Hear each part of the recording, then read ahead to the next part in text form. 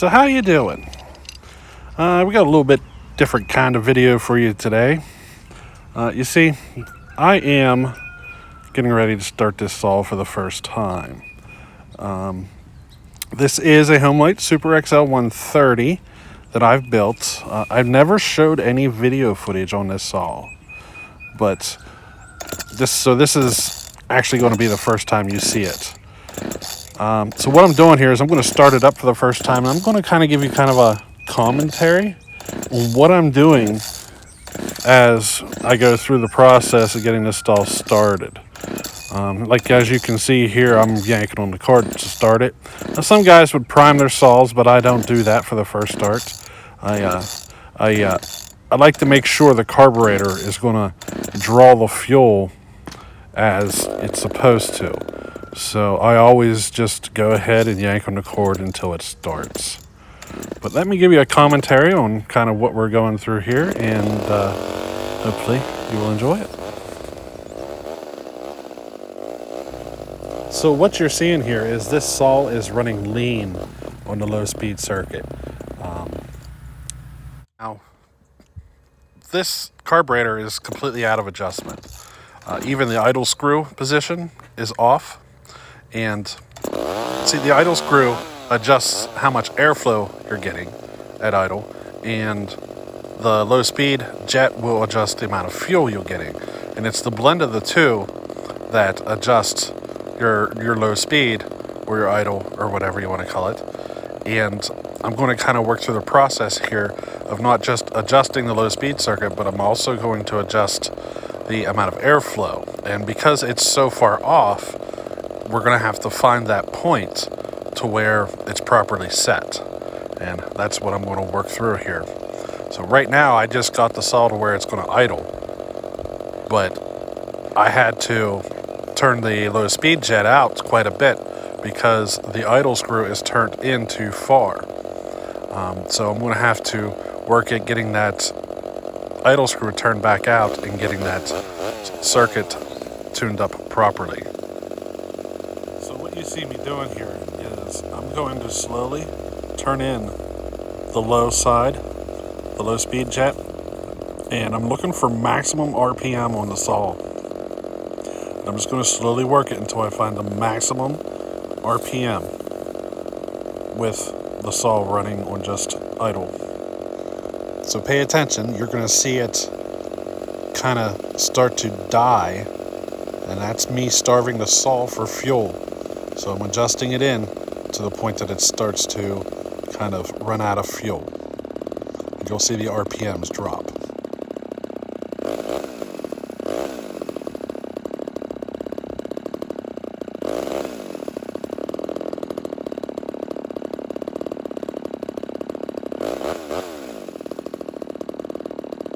So what you're seeing is that I'm trying to starve the saw by leaning it out, and then I'm going to kind of work back the other direction and richen it up until the RPM start dropping. And it's that in-between point where the RPM are at its maximum, that's the point that I'm looking for.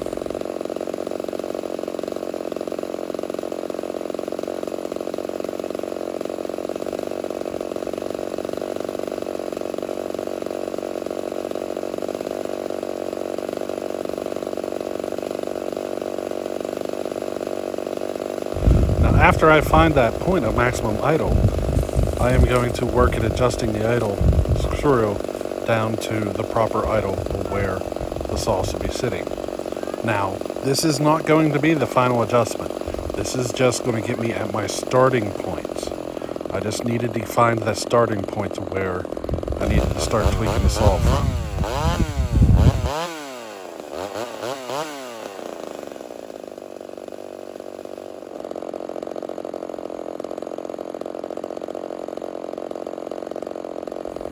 Now, as you see, I'm doing this with a short bar and a fairly loose chain. I didn't plan on the chain being this loose. You know, it just happens sometimes when you first install a bar and chain. But it just makes the job a little more difficult because it's less drag on the rotating assembly. So, you know, it does make it a little more difficult, but in the end, you do end up with a better result, I think, sometimes, because you're not relying on the drag of the chain so much to slow the speed of the saw down. Now, as the saw starts warming up, you're going to start seeing it lean out on this low speed circuit. In fact, it should lean out to the point where it starts to starve and possibly shut off on me. So pay attention, you're going to start seeing some of that happen.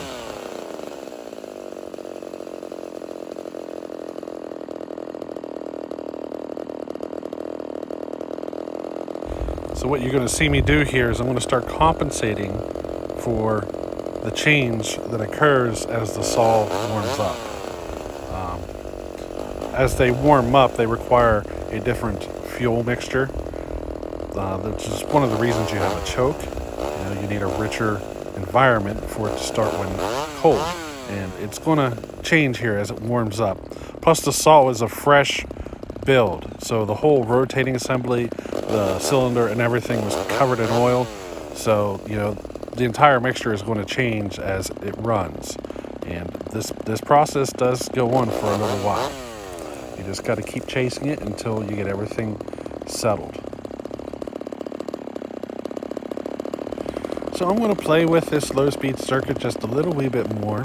I'm not trying to get it in its final position at this time, because once I start cutting with it, that's when the saw is going to come up to full operating temperature. It will not reach that point until I start cutting with it. So I'm just trying to get it close to where I can start making some cuts, and then I'll make the final tweaks as it gets warmed up. Now I'm going to grab this high speed circuit. I'm going to make it super rich real fast, and then as I rev it up, I'm going to start leaning it out until it starts smoothing out.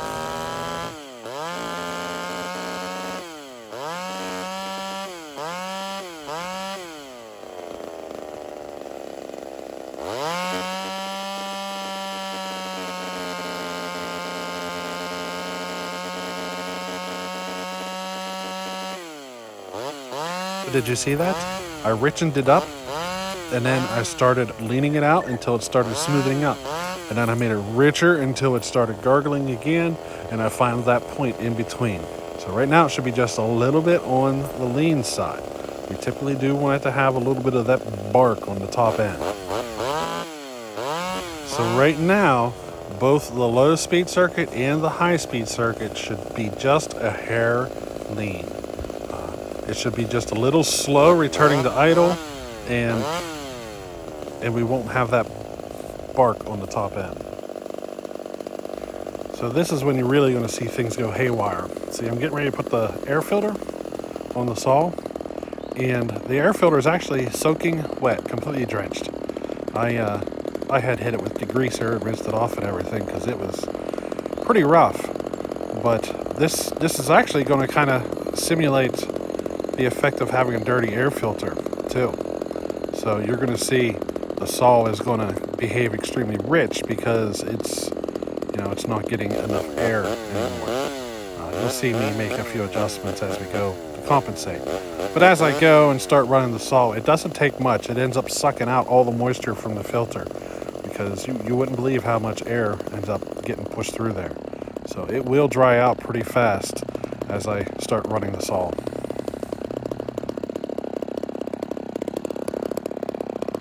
Now I'm going to make a few cuts here. The saw is going to be a little rich on both the top end and at the idle circuit. That's just because the filter is really wet.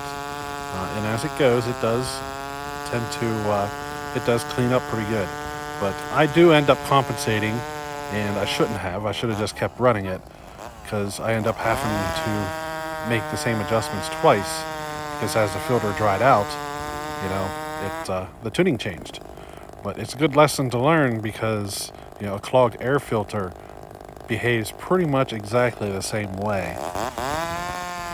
So I'm going to cut out some footage here just because I end up having to tune this saw twice, because I started out with a wet air filter. But it gives you a good idea of what you're going to end up running into if you try tuning with a dirty air filter. So you're going to see, as I'm making a cut here, the saw is running a little rich, But the thing I want you to pay attention to is you're going to see me lift the saw up out of the wood, and you're going to hear it bark at me.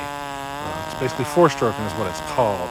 And I want to make sure that as I lean it out, that it continues to do that. If it ever stops doing that, then I'm already, I'm too lean, and I need to richen it up. You see, maximum power is right on the edge of running lean, and that's the point I'm looking for.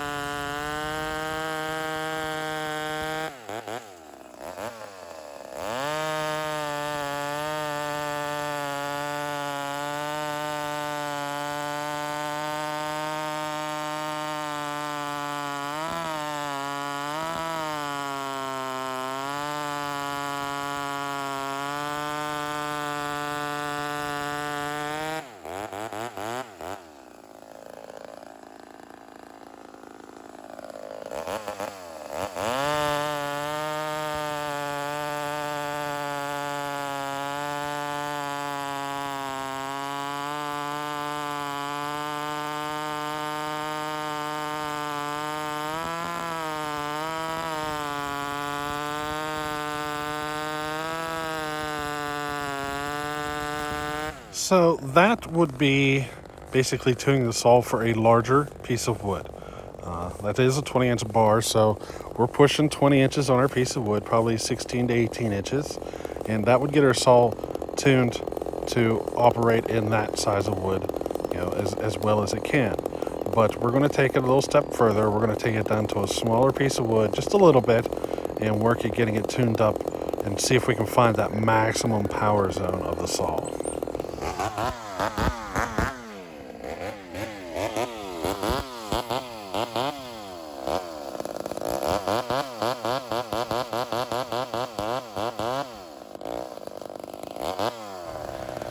So this is just a tad rich. So what you're going to see here is as I even just release a little bit of the pressure of the saw on the wood, it starts to bark at me. It starts to four-stroke a bit. So it could be leaned out just a little bit more. And we're going to do that, but we're going to work at leaning it out a little too far, reaching it up a little too much, and we're going to try to find that spot right in the middle where maximum power is. So just watch this for a little bit, and you're going to be able to hear it lean out a little bit as I go, and richen up a little bit as I go, and I'm kind of working it in to find that maximum power zone. We want to find that in-between spot where we get maximum power. So you might notice on this cut, it could be just a tad rich, but notice the RPM, how they don't want to drop so easily in the cut. Now watch on this cut. I lean it out a bit and I take it just a little too far. And what you're going to notice is that as I lift tension from the saw, it doesn't bark at me, doesn't four-stroke, and the RPMs have trouble holding in the cut.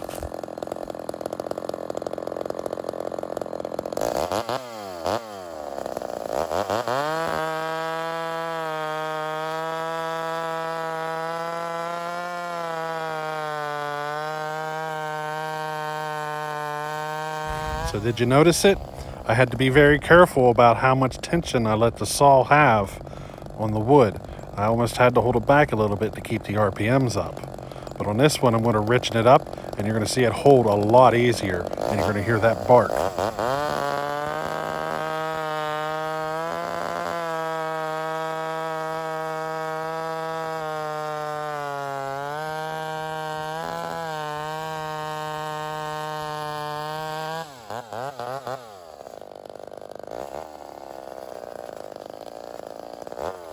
So did you see it?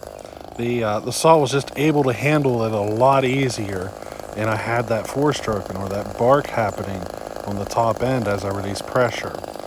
It gave the saw a little bit more power in the cut. Now you're going to see as we go here, the low speed circuit's going to kind of start getting wonky on me. That's because the saw's getting to full temperature, and it's going to need some adjusting coming up here. The low speed circuit is one of those things that it's hard to get it just right until your saw is completely warmed up all the way. So I'm just basically making cuts now just to get it warmed up really good, maybe make a final tweak here and there, but I'm going to go back and forth. I will. I'll go a little lean. I'll go a little rich, just to see how it does. But the whole time I'm noticing how the low speed circuit is starting to behave as well, and it's definitely going to need more tweaking.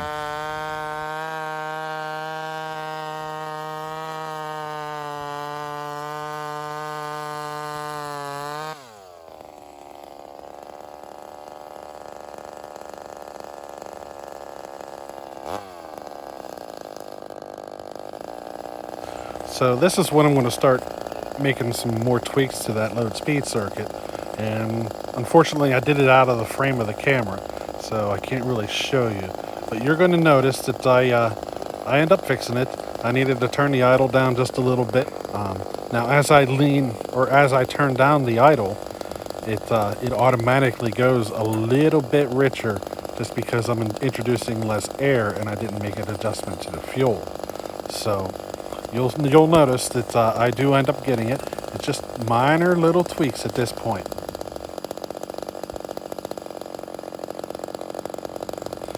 And if you pay attention, you'll notice that the saw almost sounds like popcorn. That's a sure sign that you're really close to the final adjustment of the saw. Gives it kind of a popcorn effect.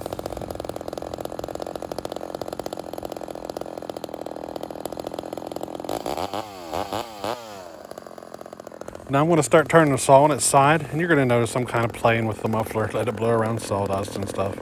I'm just making sure the idle doesn't change as I tilt the saw on its side.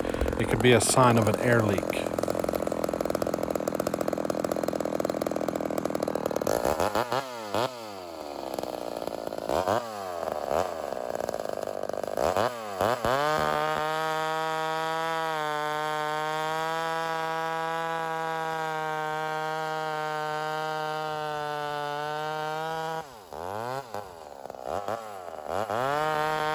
So you're going to notice that after a cut here, I just let it go right back to idle. And I'm basically making sure that it returns to idle and does so like it should and doesn't fluctuate. Like I want it to return straight to idle and stay there.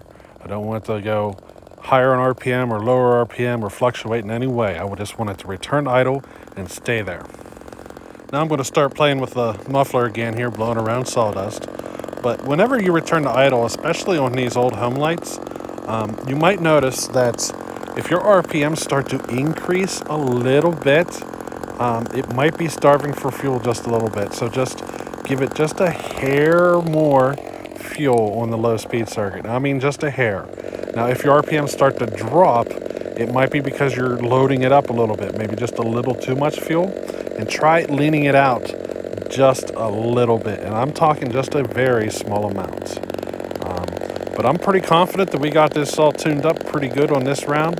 I will do this again, another time or two, and eventually this saw will start behaving exactly like it should. Right now it's a fresh build, so we still got to see their rings, and everything. So it will take, a session or two like this to get it perfect. Now the next time around it will go a lot smoother, but it usually takes a couple of sections to get it just right, especially once the rings seat. So once the rings seat, it really changes a lot.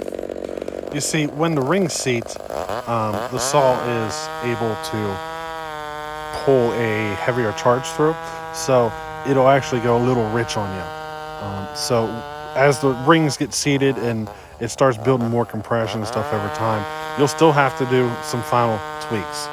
It's one of the things that happen as the saw breaks in. Just as the rings seat more, the leaner you got to run it and get it till everything is just right. It takes a while. You could run a dozen or more tanks through it until she really settles out and starts running correctly. But that's it for today, and we'll catch you on the next one. Later.